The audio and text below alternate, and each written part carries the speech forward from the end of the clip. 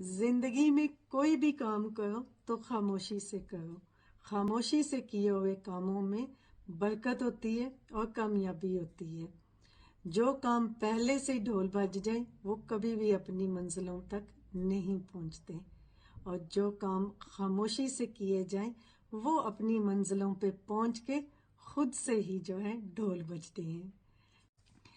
जिंदगी में कोई भी काम करो तो खामोशी से करो।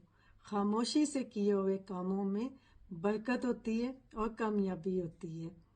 जो काम पहले से ढोल बज जाए वो कभी भी अपनी मंजिलों तक नहीं पहुंचते, और जो काम खामोशी से किए जाएं वो अपनी मंजिलों पे पहुंच के खुद से ही जो है ढोल बजते हैं। औरत की नजात इतना आसान है कि आप सोच नहीं सकते। अच्छा, बात हमारी राह नजात पे चल रही है ना, जी, तो मर्द जी। औरत दोनों इतना आसान है कि न पूछिए। एक हदीस औरतों के बारे में अर्ज करता हूं। रिवायत कहती है कि 3 औरतें वो हैं कि यकूनु महशरुहुन्ना मा फातिमा बिन्त मोहम्मद, जी। जिनका हश्र जनाब फातिमा के साथ होगा।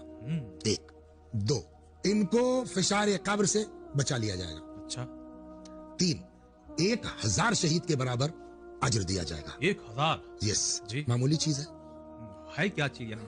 वो कौन औरतें हैं? जी। नंबर 1, सबरत अला गैरत ज़ौजिहा, जो अपने शौहर की बेतुकी गैरतों पर सब्र करे। जी। सबरत अला सूए खुल्क़ ज़ौजिहा, जो अपने शौहर की बदअखलाकी पर सब्र करे। 3, वहबत सदाक़हा लिज़ौजिहा, और अपना महर अपने शौहर को हिबा कर दे, माफ कर दे।